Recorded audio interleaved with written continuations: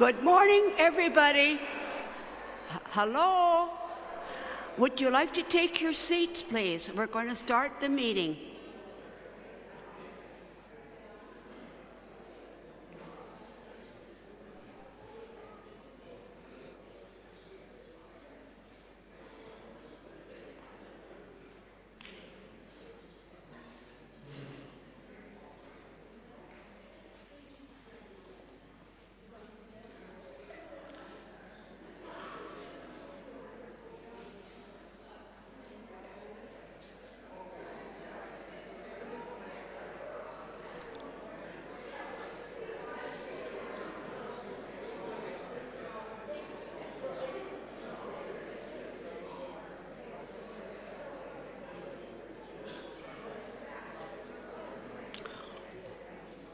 Oh, thank you, darling. I appreciate that. Thank you.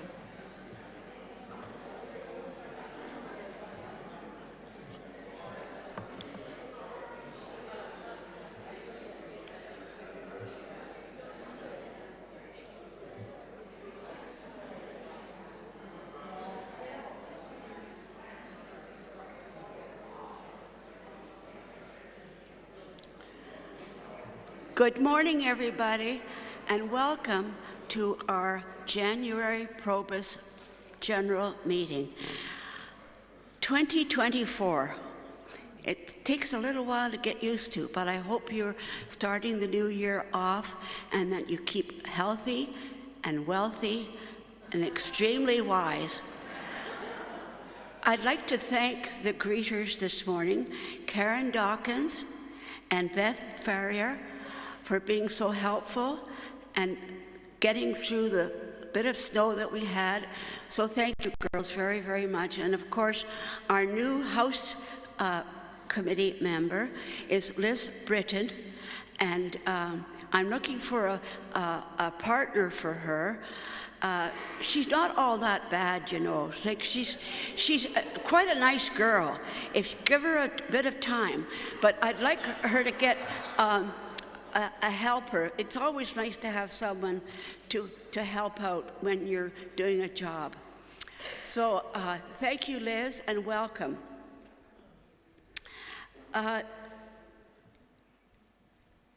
We've all experienced COVID. We all were shocked with it. We tried to deal with it, and we got over it. But during COVID, PROBUS was affected too. And the presidents during those 3 years did not receive as much thanks and encouraging wishes that they should have had. And they did not receive their past president pins. So I have 3 past president pins this morning, and I would like to present them to Donna Sunter, who was the first one who came through COVID, and then Fred Dawkins, and then Catherine Greenaway. Now,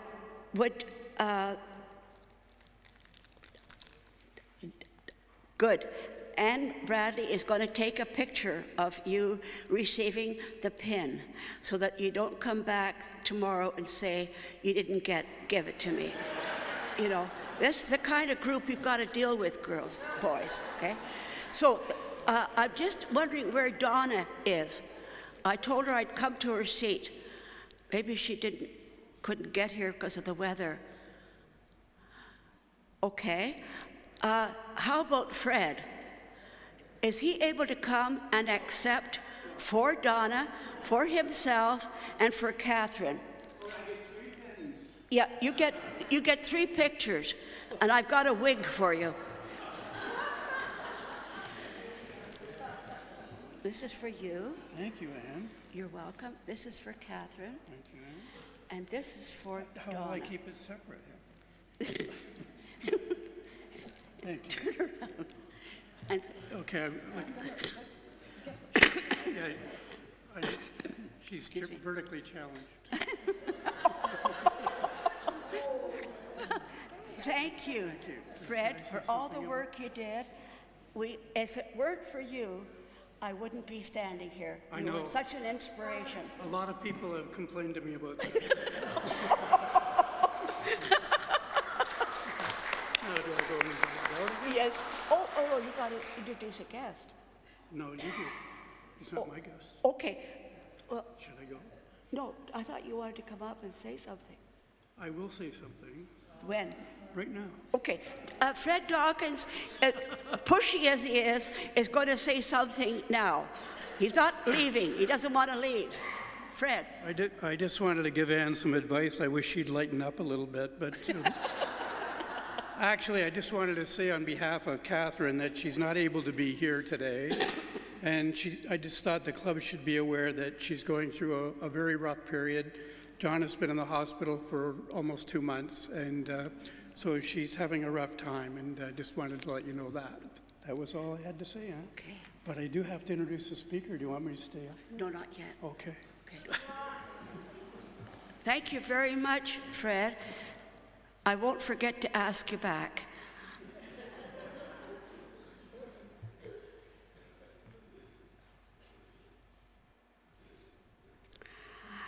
We do have some guests this morning, and Gordon Stokes has a guest by the name of Lenore Ralph.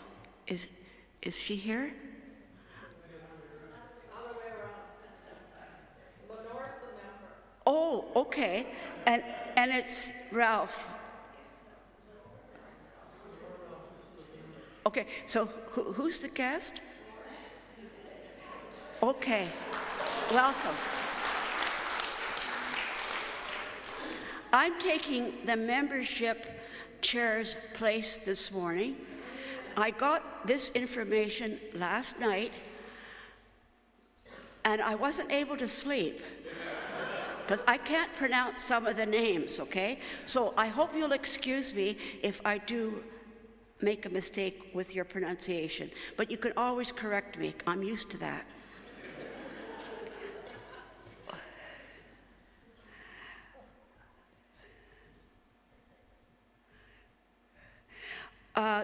David and Ruth Nodwell, Alex Horahave and his wife are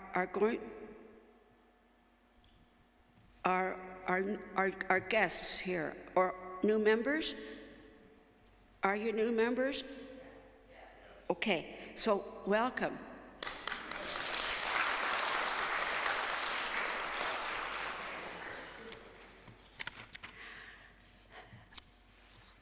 We have 8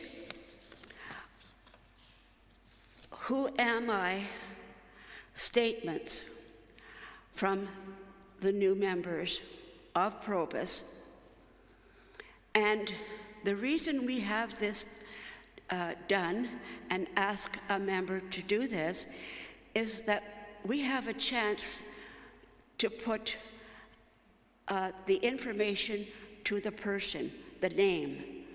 So it would be futile for me to read "Who am I?" because I don't know who the heck I am, but I still have to discover that. But I would like Susan Dafoe to come up and be welcomed by the membership and to read her little "Who am I?" You're a good kid. And just speak into her. My name is Susan Dafoe. I am the mother of 3 adult children, the mother-in-law to 3, grandmother of 8, ranging in age from 12 to 24. I've lived in Guelph, and I've worked in private practice since 1998. I retired on February the 14th, 2023, as an act of self-love. I'm a voracious reader, a confident beginner ukulele player, a knitter, and a hiker. I live an active life.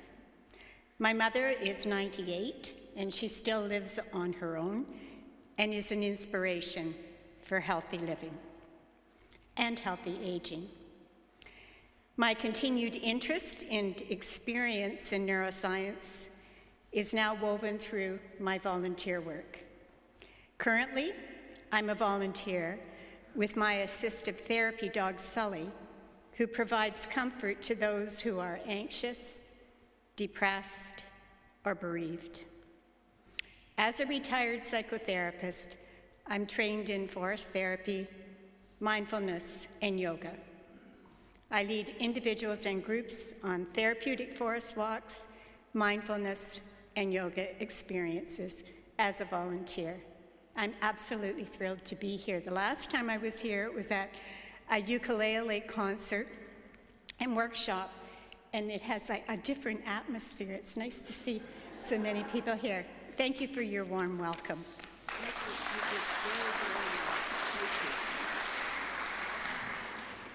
Susan, that was well done, and I thank you. The next couple who are going to come up are Barbara and John Payne from Rockwood.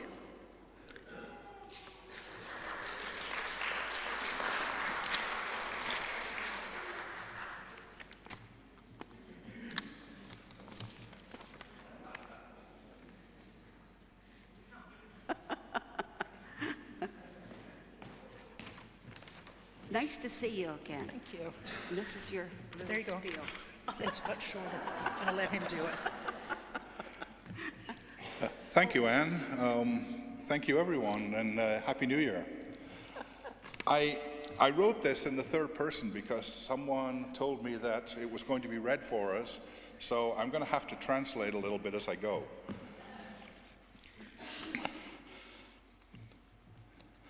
Barbara and I met in England in 1971 and moved to Canada in 73, married in 74, and will celebrate our 50th wedding anniversary in June. Thank you so much.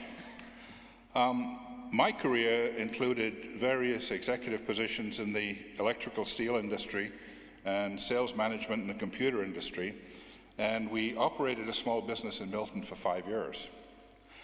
I think that good sense caused us to retire after that. After more than 40 years in Burlington, we moved to Rockwood in 2019. And we have 2 dogs, Chloe and Teddy, to enjoy our retirement in a smaller, quieter community. We have 2 children, Michael and Lauren. They are fortunate to have provided us with 5 grandchildren, Brent, Finley, CJ, Callie, and Devon. Barbara and I enjoy walking in our beautiful community. We enjoy travel, cruises, RV life, boating, fishing, and spending time with family, hence our retirement in 2019. Thank you all, appreciate it.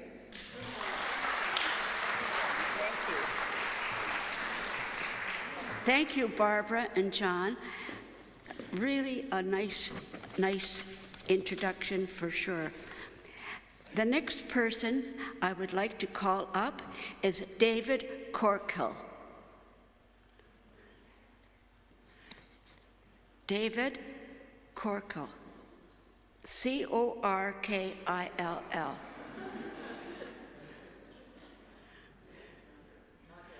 Well, maybe he's not here. Would you like me to save his little topic till next time so that you get to know him? He's not going to get away with not coming here, okay? The next person I hope is here, Star Blackman. See? I knew.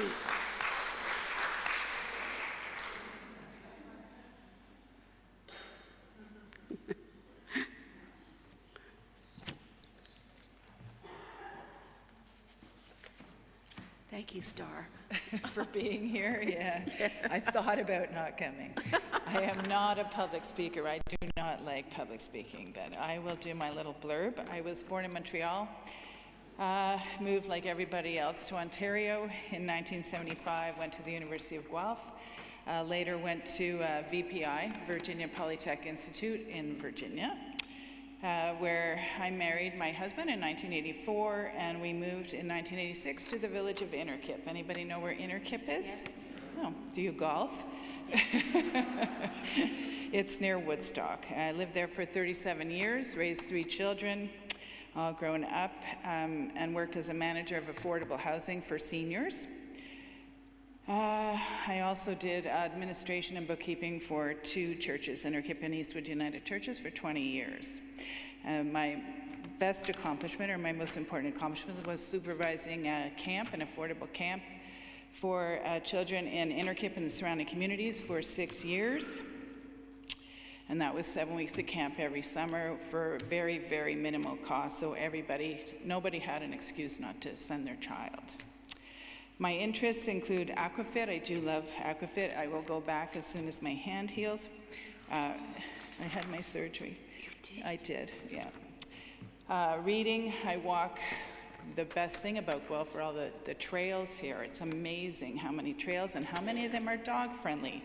So I take my dog every day. I volunteer for Critter Cabs, which is a nonprofit organization which provides transportation to rescue organizations and foster families for abandoned and surrendered animals.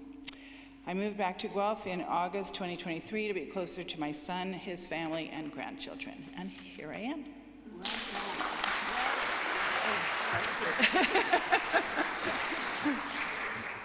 Star, you did a great job. Thank you very much. And the next person is Annette Turner. Is Annette here? Oh, good.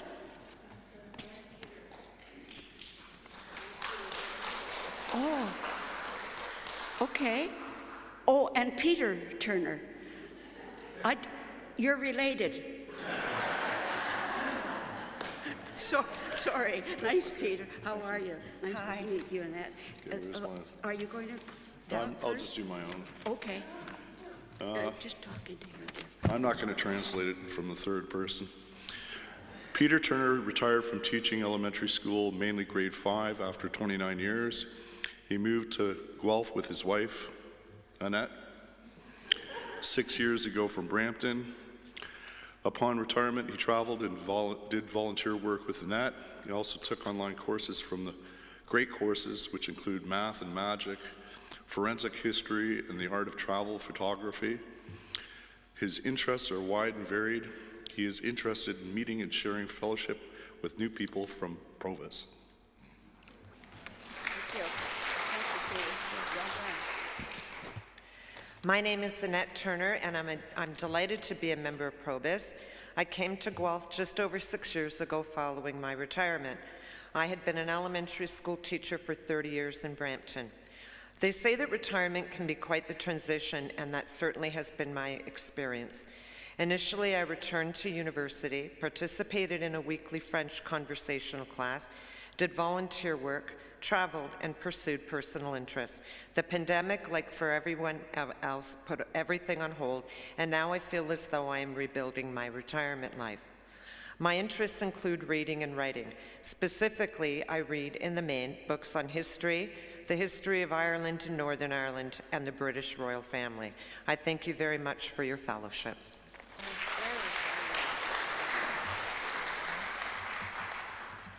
Annette and Peter, thank you very, very much. Okay, the next person is Judy Cavill, C-A-V-I-L-L.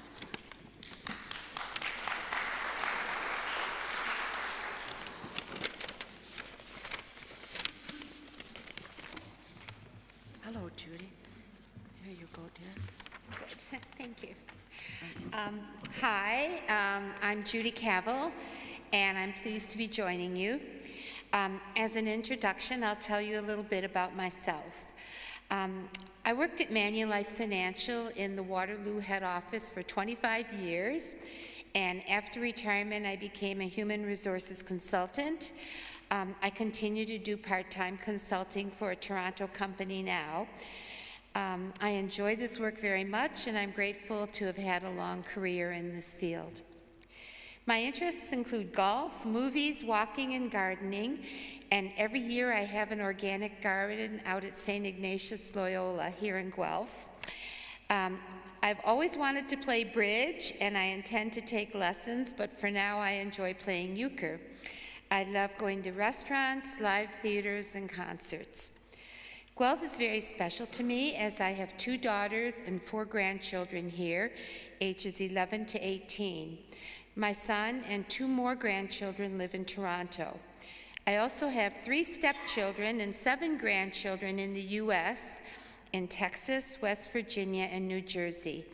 And I have a dog, Bailey, who keeps me busy every day. There we go. Thank you. And then we're going to ask Jan Epperson to please come forward.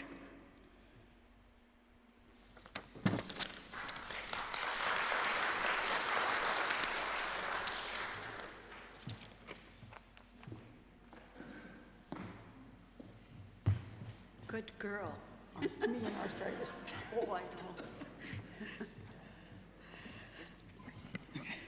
This is very short, as I do not like public speaking.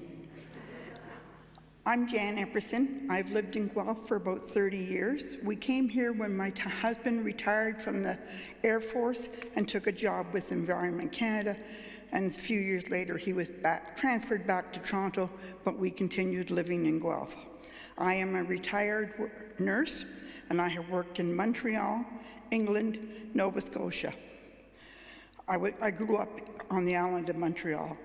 My interests include entertaining friends, working in my garden, sewing, gardening, and spending time with my family. I have 3 children and 3 grandchildren. 1 daughter lives here in town. I like to travel and enjoy attending live productions. I look forward to getting to know all of you and becoming involved in your activities. Thank you so much.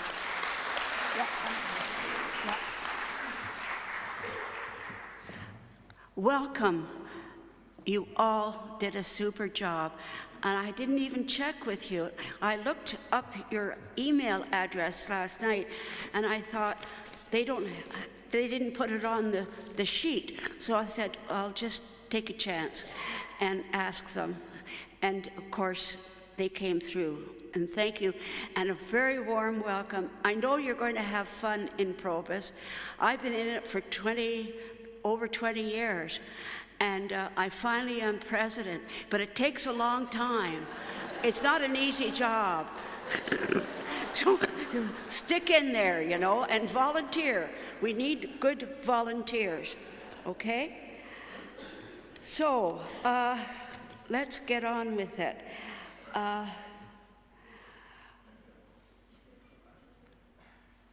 I think we're going to, are there any committee members who would like to say something? Kathy? You could relax after that big job of doing the Christmas lunch? Well done. Yes?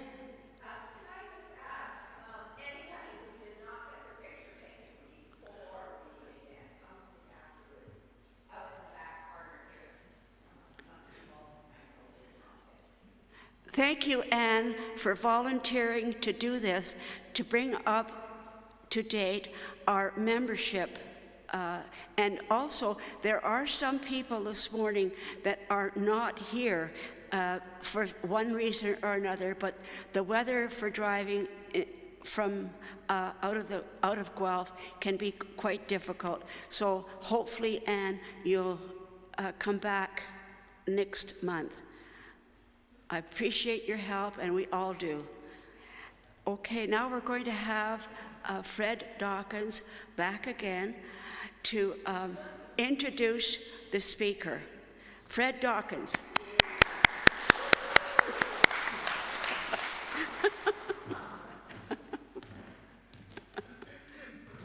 Thank you, Anne. Welcome. I'm actually a little confused because you're bringing in so many new members, and when I was president, we were losing members.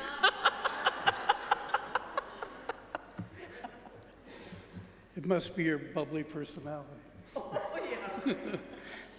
Good morning again. Our speaker today is Anne-Marie Hagan, who is retired after an award-winning 35-year career as a curator and museum professional. Her initial position was in exhibition planning at the Royal Ontario Museum. Later, she spent 16 years as the manager of the Museums of Mississauga. Most recently, she was the senior curator for history at the Peel Art Gallery, Museum and Archives in Brampton. She's self-described as a lifelong history nerd. Anne-Marie has a BA degree in history from the University of Toronto, as well as an MA in public history from the University of Waterloo. Currently, she enjoys a quiet life with 2 lovely rescue cats in historic Fergus. Today, Anne-Marie is going to enlighten us about the unexpected life of Mayor Hurricane Hazel McCallion, undoubtedly one of the most colorful, outspoken, interesting, and effective politicians of our lifetime. She's also one of the few politicians who make Joe Biden look relatively young. Please join me in welcoming Anne-Marie Hagan.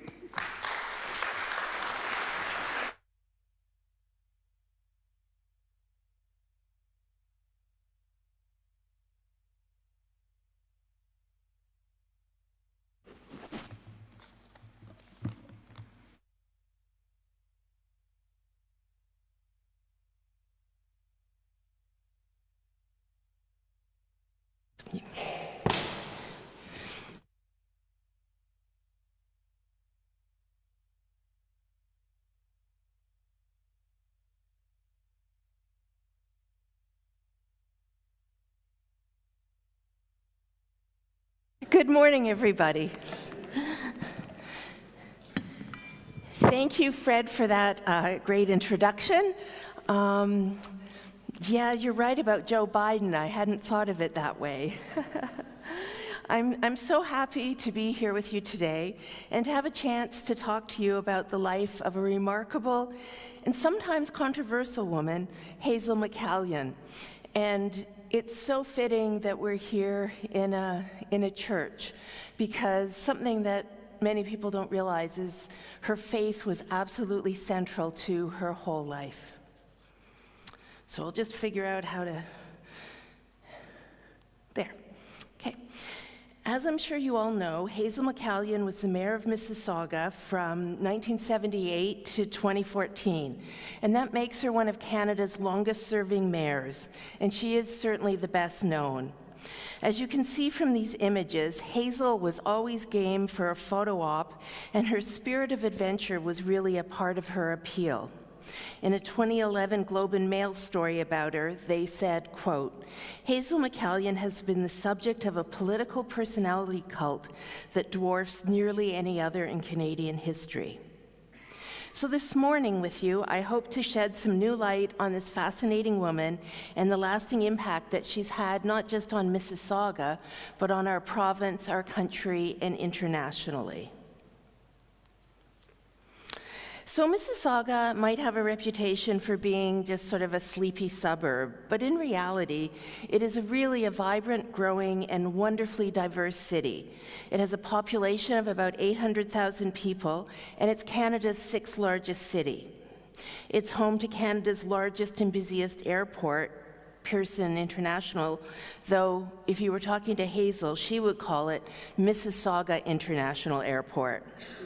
There's 66 Fortune 500 companies that have their home there, and so it has a very strong economic base. I know most of you are probably at least somewhat familiar with Mississauga, but just in case, I wanted to share this map of the city to locate some of the areas I'll be talking about. I understand there's a laser pointer that might work. Let's see. Okay, so Streetsville here is where Hazel lived and first got involved in politics, and there's City Center, and in the 1970s that was all just farmland, but Square One opened up and eventually the whole area was developed, and you can see the original different small towns such as Cooksville, Port Credit, Clarkson, Malton, Meadowvale, Erin Mills. So these were all original small historic communities. So now you kind of know where you are. I'll start by sharing a bit about my personal experiences getting to know Mayor Hazel McCallion. I worked for the City of Mississauga at the Museums of Mississauga from 1994 to 2014 and was the manager starting in 1998. Back then, of course, I always was quite formal with her and called her Mayor McCallion or Madam Mayor. But, you know, today I'm just going to call her Hazel because actually that's how we all think of her. One thing that really does stand out for me from my time working with her is how much value she placed on volunteers. She really listened when volunteers spoke. And I will admit that sometimes, as the manager of the museums, I took advantage of knowing that she might not be as open to hearing something from me as she might be from one of the volunteer friends of the museums. And I did take advantage of them with them knowing what we were doing. I love this photo on the right of Hazel. She's with Barbara Larson, a wonderful woman who is one of the people who donated Benary's historic house. And Barbara was born the year before Hazel. Hazel's much better known for her love of hockey, fishing, and other sports than for any attachment to heritage or museums. But in fact, I found her very supportive of the museums and of our volunteers. Of course, she loved it when the Disney company came and spent a lot of money filming their remake of The Miracle Worker at Benary's Historic House in 1999. I recall her telling me, well, if Disney thinks Benary's is so wonderful, I guess it's a good thing we decided to save it. When the volunteers of the Friends of the Museums worked with corporate sponsors to raise money to save the Port Credit log cabin from demolition, Hazel showed up for the groundbreaking and then later the official opening, because she really did support situations like this where it was a partnership with volunteers, corporations, and the municipality. Working together, so much more could be accomplished. And by the way, in those photographs, there's a younger me in my historic blue dress in the photo on the left, and then again, me bundled up warmly for opening day at the log cabin. I learned so much from Hazel McCallion in my years knowing her. Most importantly, as she liked to say, do your homework. She could be really hard on city staff or even volunteers if they were trying to talk to her about something, but they couldn't answer her questions. And they were always good, pointed questions. She expected everyone to be as dedicated as she was. And from the very beginning, Hazel had a vision of what Mississauga might become, and she intended to fulfill that vision. Still, when she was first elected mayor of Mississauga in 1978, the semi-rural bedroom community of Mississauga was not widely known, nor was she. However, all of that changed on a November night in 1979. I imagine that all of you know about, and some of you may have even experienced, the explosive CP train derailment that happened just before midnight on Saturday, November 10th, 1979. The train was carrying hazardous chemicals and explosives, including liquid chlorine. An overheated hot box on the train caused the axle and a bearing to fall off, and the train derailed at Mavis Road, north of Dundas. The fireball and explosion could be felt and heard for miles around. It was an urgent and life-threatening situation with concerns that the liquid chlorine could leak out and kill people. Decisive action was needed, and the woman who had been mayor of Mississauga for less than a year showed that she had what it took. It was quickly recognized that a mass evacuation was needed, and the evacuation boundaries had to change a number of times, getting larger because of the changing wind direction. Eventually, over 250,000 people had to leave their home. It was the largest peacetime evacuation until Hurricane Katrina in 2005.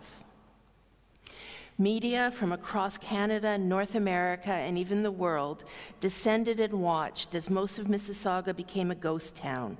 Hazel was even on the CBS Evening News, where host Walter Cronkite struggled in his introduction of her because he couldn't pronounce Mississauga properly.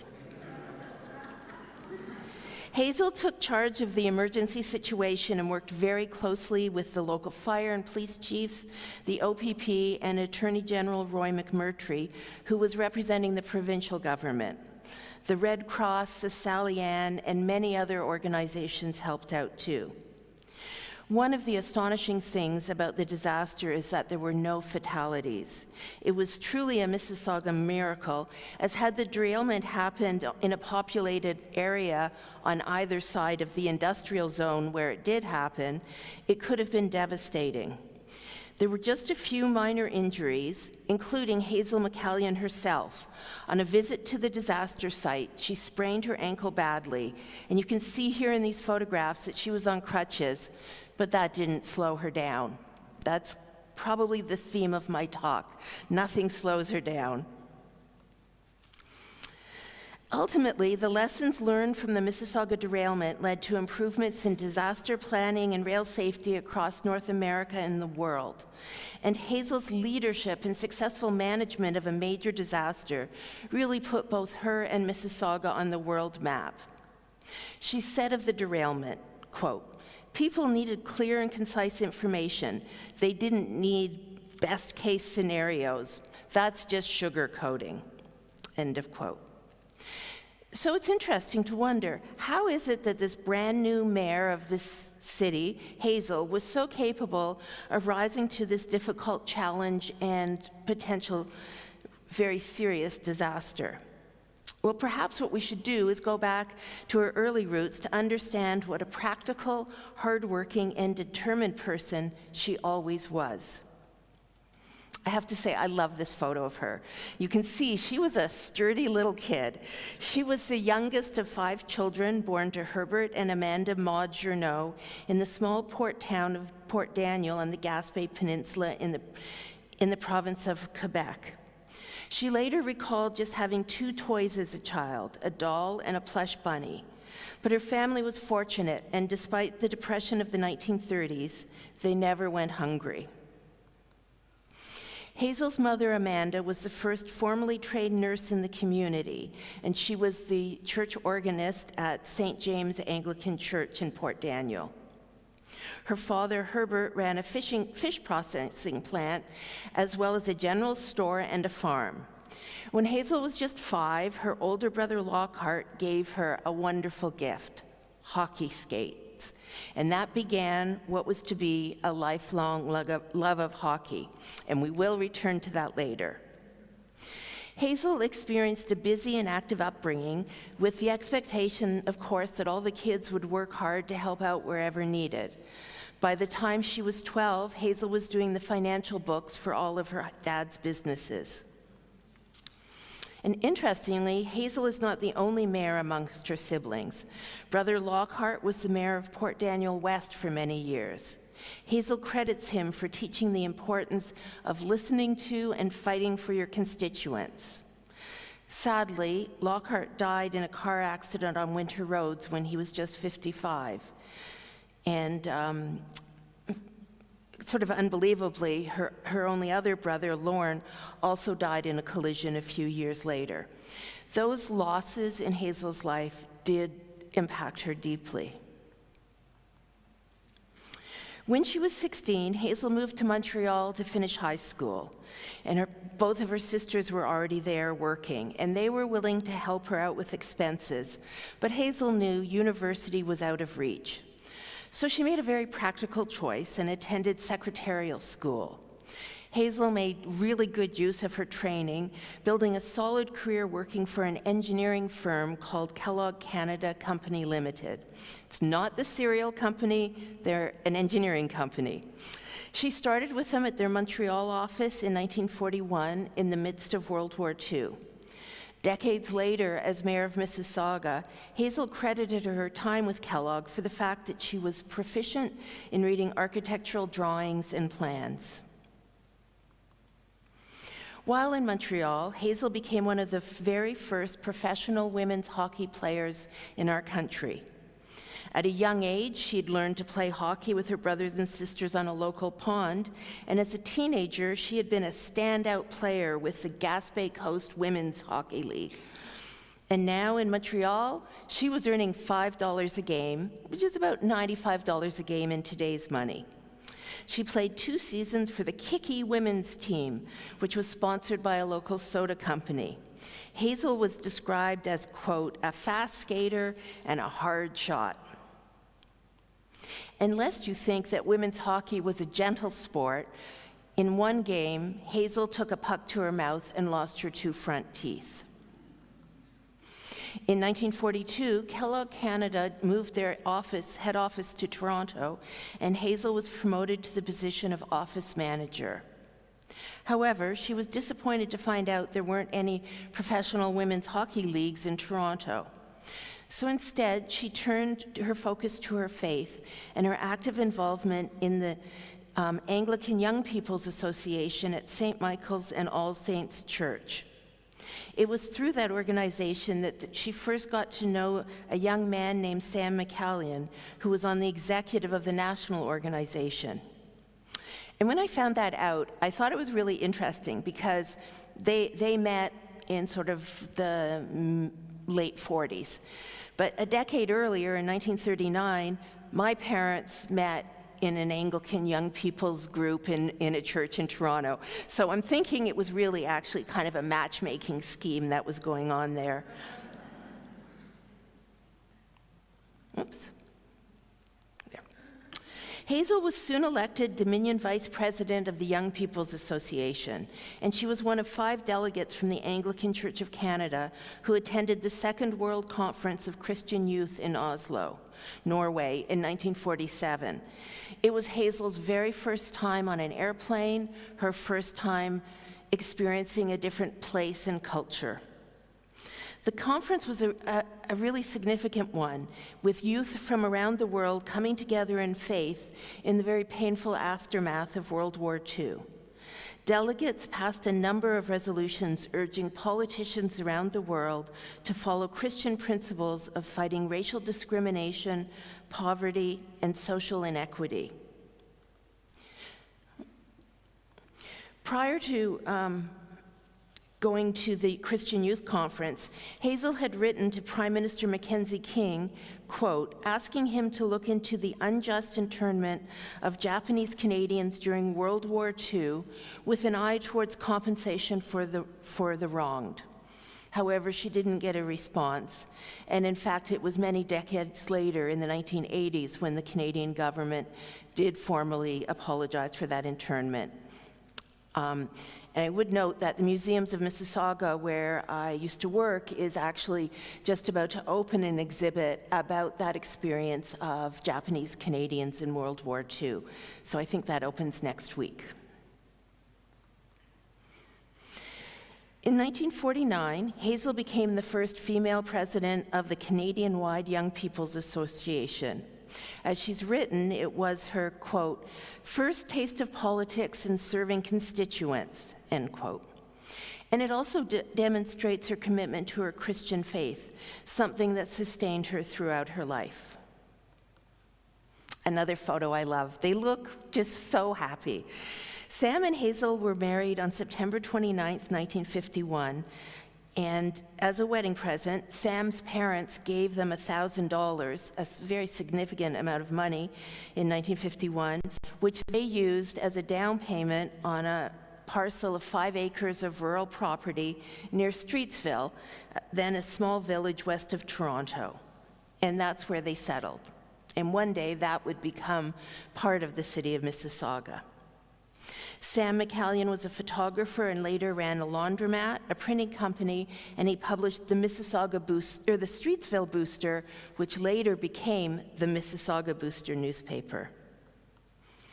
Streetsville was a picturesque rural village surrounded by farms when the McCallions arrived in 1951, and the population was just 1,139 people. A decade later, when Streetsville formally became a town, the population had exploded to over 5,000 residents, and there was a great deal of concern about uncontrolled growth. People in Streetsville really saw that they had a unique place, a tight-knit community, long historic roots, and they didn't want change. In the 1950s, Hazel and Sam raised 3 children, while Hazel continued to work with Kellogg Canada in Toronto. Sam was active in the founding of the Streetsville Chamber of Commerce and was an early president of that organization. Both of them were actively involved in Trinity Anglican Church in Streetsville throughout their lives. In 1962, Hazel began to devote more time to working with Sam and his businesses, and she also got more involved in her local community of Streetsville. But meanwhile, throughout her life, Hazel always kept her domestic responsibilities and often said that, quote, "Housework and gardening are great forms of exercise and keep one humble." Her first foray into local politics came in 1964 when she campaigned for the position of Deputy Reeve in Streetsville, and she lost. That was the only election she ever lost. She did later say that she'd been a victim of dirty tricks, but luckily it didn't scare her away. She also got involved with the Streetsville Chamber of Commerce, and as of course you would expect of her, in 1966 she became the president. Meanwhile, she was appointed to the Streetsville Planning Board and soon became the chair of that committee. She was learning so much about local politics and was forming her vision of what she'd like to see happen in her community. In 1967, she ran again for Deputy Reeve and won this time, and the next year was appointed Reeve the next year without even having to run for election. 1970 brought with it another first for Hazel and for Streetsville. She became its first female mayor. She ran on a platform of keeping Streetsville as an independent municipality, something that was a burning issue in the community. And as always, Sam was there by her side. Their daughter Linda has said, quote, "He was always 100% behind my mom. It's often said there's a woman behind every great man. My dad was the man behind the great woman." As Hazel took on her new role as the mayor of Streetsville in 1970, the looming specter of the amalgamation of all the historic villages in the area had everyone in an uproar. In 1968, some of the villages had come together to become the town of Mississauga, but Port Credit and Streetsville had resisted and refused. However, the province of Ontario was now pushing very hard to create the city of Mississauga. And Hazel and Streetsville were pushing back harder. Streetsville wanted nothing to do with development, expansion, or being forced into this amalgamation. A new group calling itself Streetsville's Place under Regionalism Citizens Action Committee, also known as SPUR, which is a lot easier to say, was formed in 1973. They argued that, quote, "Under a government with jurisdiction over all of South Peel, our representation and thus control over our own destiny will be assimilated and decided by politicians who cannot identify with our collective philosophies." End of quote. The SPUR group held many public meetings. The citizens of Streetsville were very serious about not wanting to lose the unique historic character of their village, and local politicians such as Hazel campaigned loudly against the amalgamation. As part of the protest, local residents, including Sam McCallion, started the wonderful Streetsville Founders Bread and Honey Festival. It's still an important annual event in the community, with fresh baked bread and local honey enjoyed by all. In late June 1973, there was a particularly memorable and noisy meeting attended by Bill Davis, who was the Conservative MPP representing the area, and also the Premier of the province. Davis showed up with 8 OPP officers by his side. Probably not how he shows up to all public meetings. But he was facing 500 angry Streetsville residents and Hazel McCallion, noisily demanding that the Premier cancel the planned amalgamation.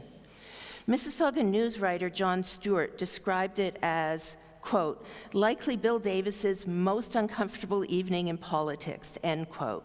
And that's saying a lot given how many years he was in politics. However, despite the protests, Davis and the provincial government didn't budge. So on January 1st, 1974, 50 years ago, 2 weeks ago, the city of Mississauga came into being. And at the same time, the county of Peel became the region of Peel. Streetsville and Hazel had lost their fight to keep Streetsville as a separate village. So what on earth would Hazel do in the face of that failure? Well, she's Hazel, so of course she just kept going. She campaigned for the new position of City of Mississauga Councillor representing Streetsville, and of course won handily. Here she is at the very first meeting of the new council, smiling from the front row, just a few seats from Premier Bill Davis, who she had been yelling at 6 months ago. And beside him is the first mayor of Mississauga, who, does anyone know the name of the first mayor of Mississauga? Even if I ask that question in Mississauga, nobody knows there was a mayor before Hazel. But there was, and his name was Dr. Martin Dobkin. He was a 32-year-old family doctor with no political experience, but he was swept into office on a reform, anti-development, pro-planning platform. And that anti-development platform included other councillors, including Hazel McCallion. There's no doubt that the forced amalgamation created a great deal of chaos and uncertainty. But by the end of Dobkin's first term in office, there was an official plan for development in place. Some important green spaces and historic buildings had been preserved, and libraries built. By the time of the next election in 1976, Hazel was acclaimed to her position of City of Mississauga Councillor for Streetsville. And the reform mayor Dobkin lost badly to Ron Searle, who had previously served on the Mississauga Town Council for many years. Most saw Searle as representing the pro-development old guard, and it became a very contentious time at council. Meanwhile, Hazel continued to represent her Streetsville constituents both at the City of Mississauga and at the region of Peel. With 1978 election coming up, she decided to throw her hat into the ring to campaign for the position of mayor. You know, I find it so fascinating to consider that 5 years earlier, she's fighting to the death to prevent the creation of the City of Mississauga, and 5 years later, she's fighting hard to be the mayor of Mississauga. She certainly knew how to pivot when things changed. And now the rest is history. Hazel won the 1978 mayoral election handily and easily stayed in office through 12 elections, including being acclaimed twice. Many in Mississauga forgot about the first 2 mayors before her, and in Hazel's 36 years in office, Mississauga tripled in size to become Canada's 6th largest city. And Hazel's identity and that of the City of Mississauga became intrinsically intertwined in so many different ways. The media was always fascinated with Hazel, often because there were so few men in politics in those early years. But there's no way back in the 70s, or even today, any journalist would ask a man in politics how on earth they balanced their domestic life and their career. But you know, Hazel just always took such things in stride, and here she is good-naturedly inviting the Toronto Star into her kitchen to take a picture and providing them with her goulash recipe to print out. That way of being was a big part of Hazel's every woman appeal. She was down to earth and practical. And she was approachable. Hazel was always out and about at various community events, particularly those with a youth focus or events held by one of the many different cultural communities in Mississauga.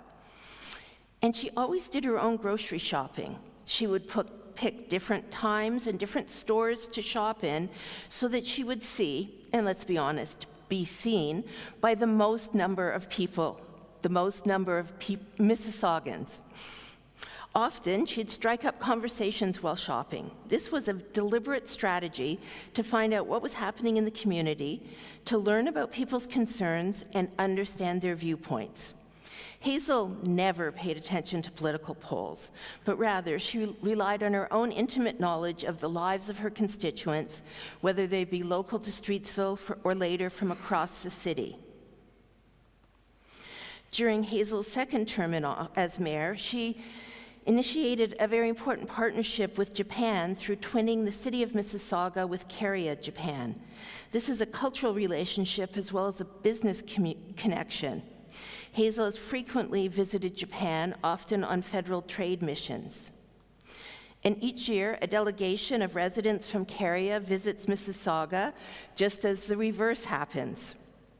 Lovely Caria Park was opened in Mississauga in 1992, and the cherry blossoms are truly beautiful there in the spring. And if you go to Caria City, you can find a replica of Mississauga Civic Center in, oh, sorry, I didn't advance the slide. Apologies. I missed two. I just got so excited talking about her, I forgot that. But here you can see Caria Park and then Mississauga Park with the replica of the Mississauga Civic Center in Japan. Meanwhile, as mayor, Hazel was much less reform-oriented than she'd been at first.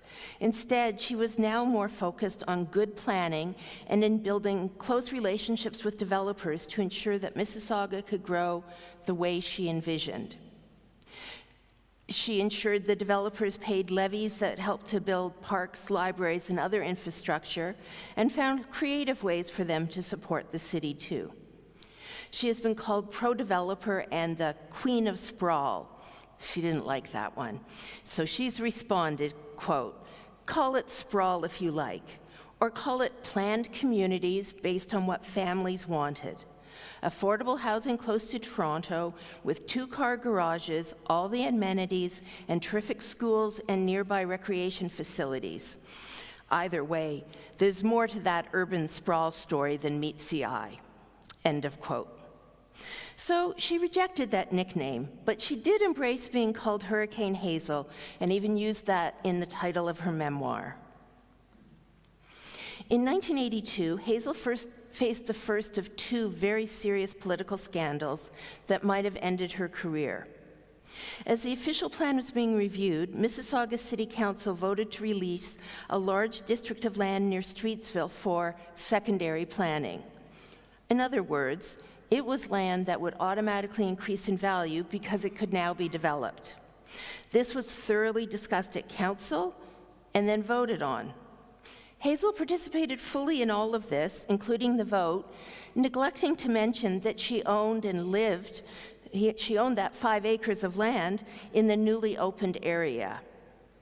That was considered to be a violation of the Municipal Conflict of Interest Act, as of course she could expect to financially benefit from developing it. Residents brought forward a complaint, and actually I was fortunate enough to meet the resident who's a lawyer who brought the complaint forward when I was giving a talk in Streetsville. It was very interesting to talk to him. But they brought forward the complaint, and it was made clear that Hazel had violated the Municipal Conflict of Interest Act 4 different times. However, the judge ruled that it was a bona fide error in judgment. Hazel claimed she'd been vindicated and she never apologized. However, the Mississauga News expressed incredulity at her tunnel vision behavior. Of course, Ron Searle saw the opportunity to enter the mayor's race again in the fall of 1982, certain he could beat her after the scandal. But he didn't know Hazel. She still received 71% of the votes and emerged from the scandal stronger than ever. The provincial government did later strengthen the wording in the Conflict of Interest Act to prevent others from claiming that they just made an error in judgment. During this time, Mayor and Council were busy looking into future planning to create a vibrant downtown in the city area.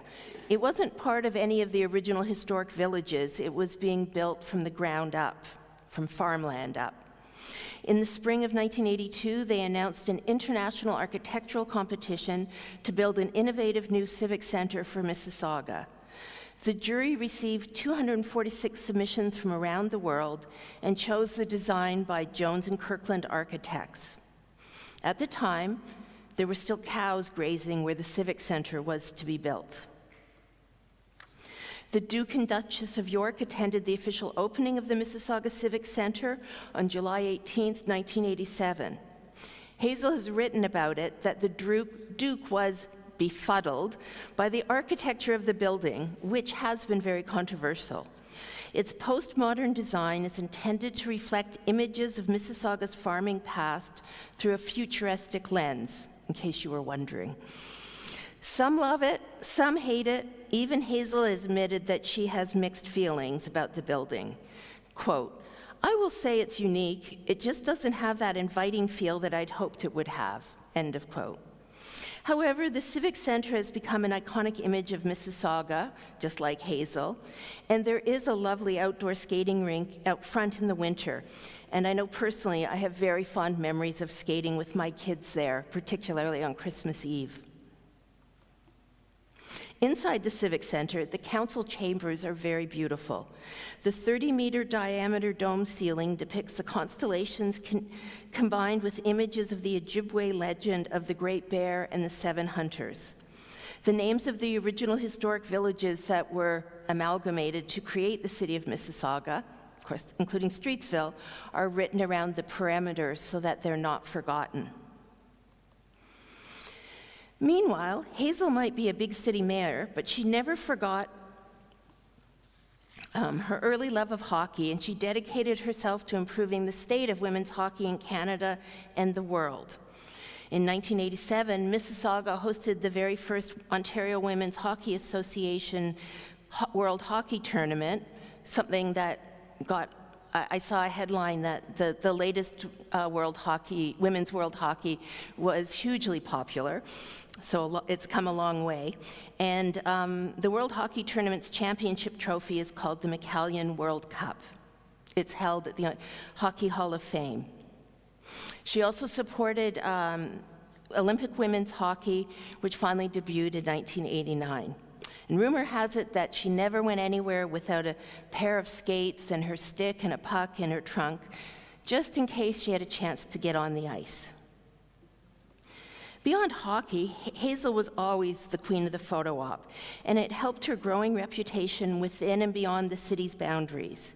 She seemed to be game for anything, as long as it promoted Mississauga in some way. She won election after election, as did many of the same councillors, so council meetings were now much quieter than they had been in the early years. In her memoir, Hazel notes that this is one of the very few photographs of her entire family at an official event. She didn't include a date, but it seems to be from the late 1980s or early 90s. Erica on the far right is Hazel and Sam's only grandchild. And sadly, after a long decline, Hazel's husband Sam died of Alzheimer's disease in May 1997. He was awarded the City of Mississauga Citizen of the Year Award shortly afterwards, and is remembered fondly as a community builder. As Judy Emerson, editor at the Mississauga News, wrote, quote, "Sam made an impact on Mississauga and Streetsville. His dedication and hard work in making this community is unsurpassed." Although Hazel kept herself focused on work to get through the grieving, she missed him dearly. As she has said, he was her, quote, "best friend and best political advisor." Just a few weeks after Sam's death, I remember being at the Streetsville Bread and Honey Parade with my kids. Everyone knew that Hazel led that parade every year, and they knew she wouldn't be there that year. She had just had this loss. But there she was, in her usual place, walking, holding hands with her granddaughter Erica, leading the parade. It was truly a beautiful and moving sight. I don't think there was a dry eye as everyone in the crowd stood and applauded as they passed. To me, it was a really powerful moment that showed how dearly the community loved Hazel and how strong and determined she was to keep going no matter what. Of course, Hazel continued to work with developers to encourage the building out of Mississauga, always keeping her mind on those developers' fees and how she wanted them to be used. And that meant that property taxes could be kept low. In 1993, Mississauga even got national attention for decreasing their property taxes by 1%. And the city went many, many years without any increases and was without debt until 2012. At that point, loans were needed for the first time to deal with much-needed infrastructure repairs. Hazel had a big vision of her role as mayor, and that meant that she often did much more than was expected of mayors back then. Her mayor's golf tournament was held annually for over 30 years, raising more than $3 million for over 300 local charities that supported youth and children. And of course, at the same time, the tournament was such a good opportunity for the politicians and the developers and other business people to have a chance to mingle, talk, plan. The first annual Mayor's Gala was held in 1987 with the goal of raising funds for arts, culture, and heritage in Mississauga. It was quite exclusive. I'll admit that's not an event I ever attended. And it was one of the sources of funding for the Living Arts Center, which opened in Mississauga in 1997. The gala was a big success from the beginning, and there was always a star headliner, such as impersonator Rich Little or singer Rita McNeil. Here's Neil Sedaka and Anne Murray.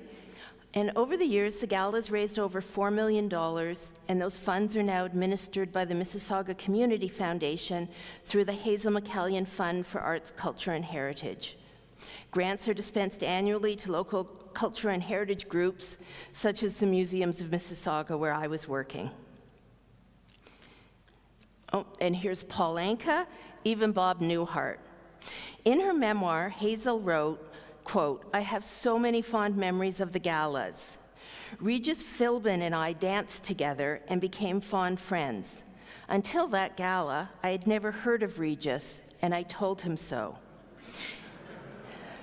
Yeah, he was a bit taken aback at first, but even made a joke about it during his performance. We got along so well that he even had me to New York to appear on his show, and he still refers to me as his favorite mayor whenever we talk her right. Of course, Hazel had the opportunity to meet many celebrities, and not just at the galas. She became very dear friends with jazz pianist Oscar Peterson, who lived in Mississauga for many years. She was an honored guest when a statue recognizing Peterson's contributions to music in Canada was unveiled in Ottawa.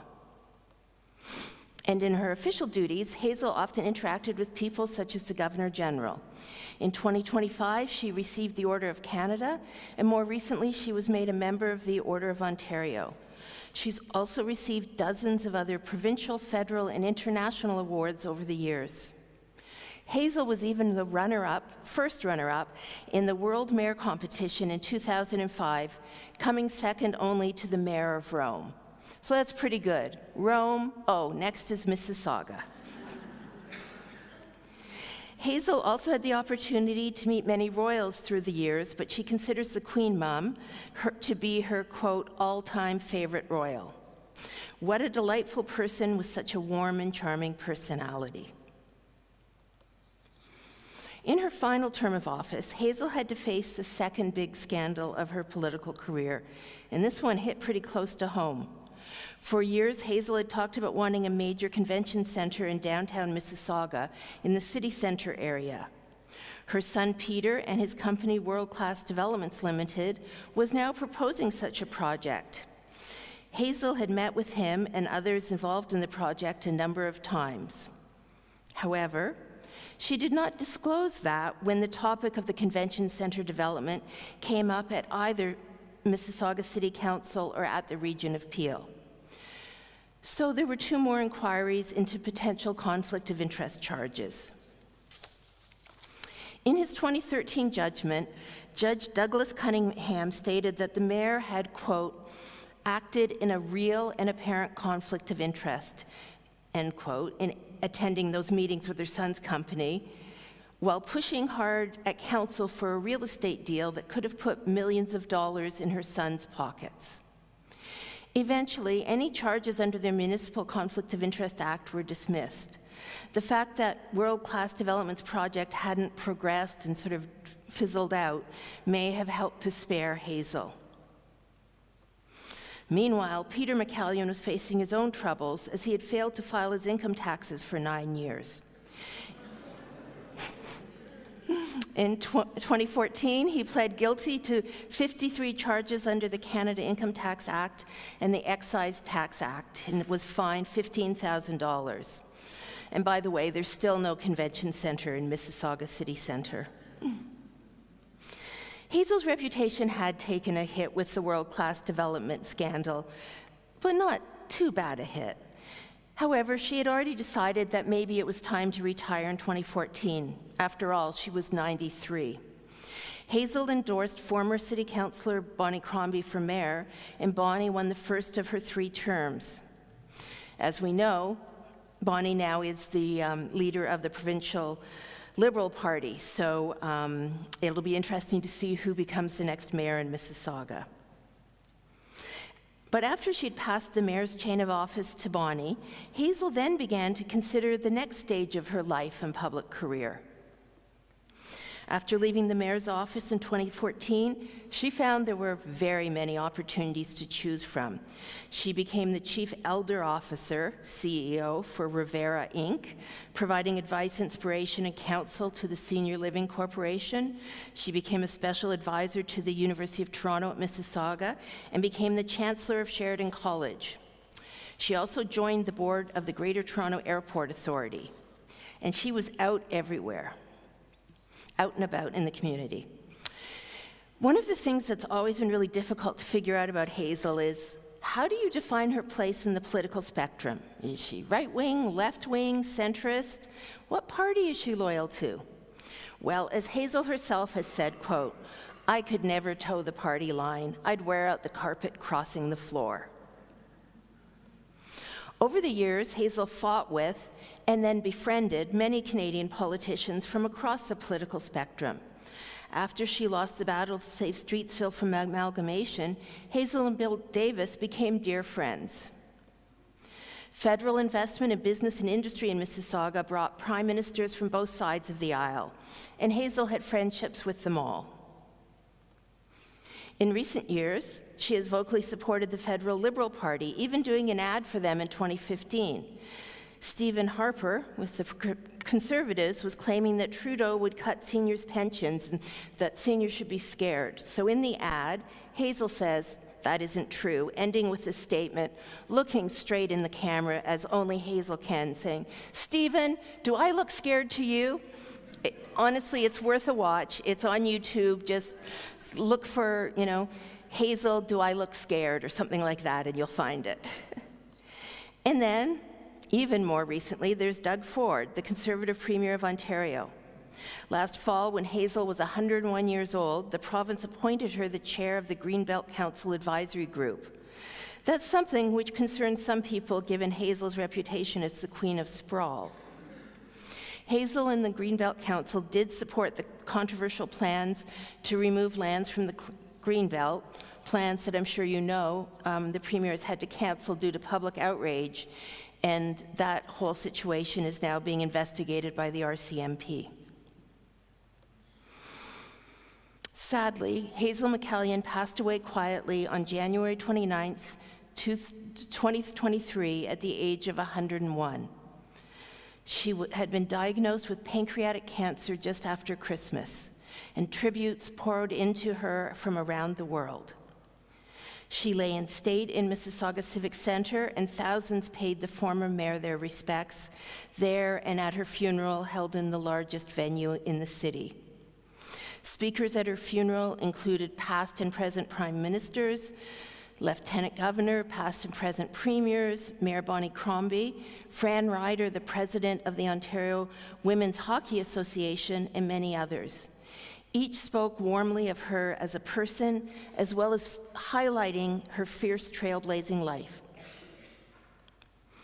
This past June, to fulfill a promise that he made to Hazel on his deathbed, Doug Ford and the province passed the Hazel McCallion Act for the dissolution of the Region of Peel on January 1st, 2025. So this map shows the Region of Peel, which includes the City of Mississauga, the City of Brampton, and the town of Caledon. So they were all to become 3 separate single-tier municipalities in 2025. However, you probably know that that now has been canceled, and the province is going to have some sort of study into efficiencies, but has moved away from the de-amalgamating the area. As we wrap up, I just want to acknowledge that in the short time available, we've barely scratched the surface of Hazel McCallion's significant accomplishments and impacts and the multitude of honors she received. She is like no other. If you'd like to learn more, I encourage you to take a look at both of these books. Her memoir was written with journalist Robert Braille, and it provides a folksy sense of how Hazel viewed her life and accomplishments. It's an enjoyable read, and her good humor is evident, and it is in the Wellington County Public Library system. I also highly recommend Tom Urbaniak's Her Worship, Hazel McCallion and the Development of Mississauga. Tom grew up in Mississauga and was a member of the Mayor's Youth Advisory Committee, working closely with Hazel. He's now a professor and a political scientist, and his book is a research-based but readable and balanced discussion of the life and impacts of Hazel McCallion. I will admit she doesn't like Tom's book. In her memoir, Hazel wrote that, quote, "I hope that I am remembering for helping to uplift, inspire, and elevate those around me, and that I always put Mississauga first." And you know, I do think that is how she's remembered. Certainly no one who ever met her will forget her, and you probably have a Hazel story if you met her. Personally, I didn't always agree with her politics, but I always respected her greatly and respected her commitment and dedication to her constituents and to her city. And her stamina was truly amazing right up to the end. The last time I saw Hazel in person was at a Heritage Mississauga Awards event in 2019. While she was up on the stage speaking, of course, ignoring any speaking notes, she's walking around the stage with the mic in her hand, and at one point, she lost her balance and fell off the stage. It was about a 3-foot drop. Every one of the 500 people in the room gasped at the same time.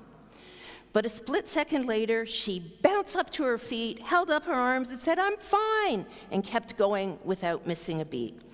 And we all could breathe again.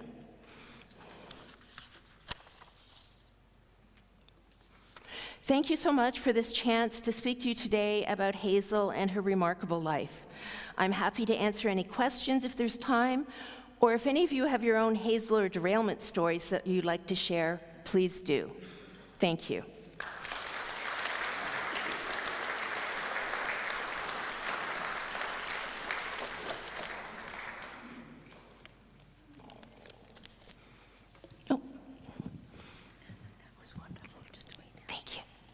Are there any questions? If you have any questions, please use the microphone. Thank you. Is there any questions? Or stories.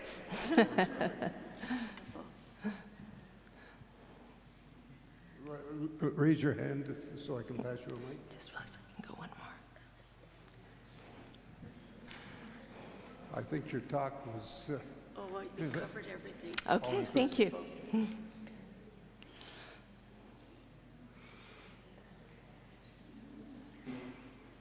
Thank you, David. Would Jim Thompson like to come forward?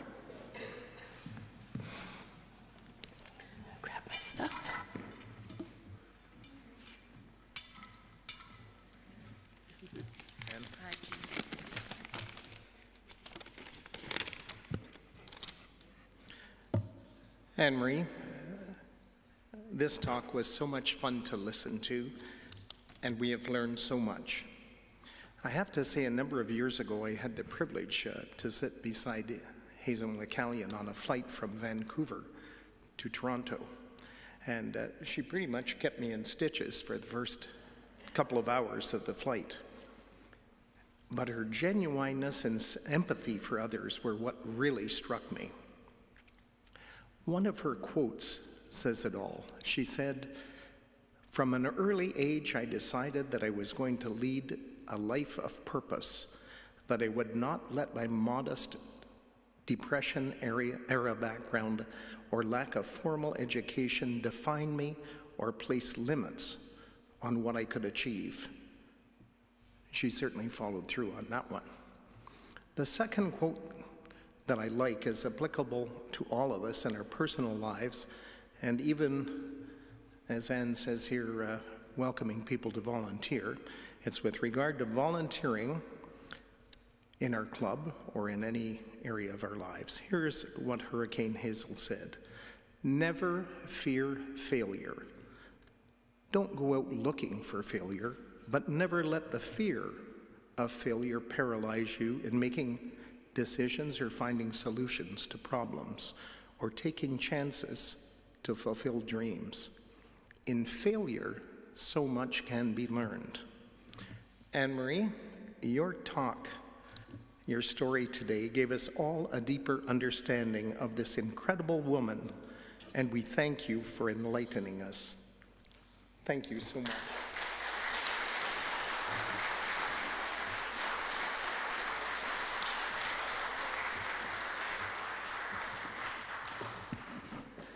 Thank you very much. What an inspiration to us all. And it brings back so many memories of those years that you described.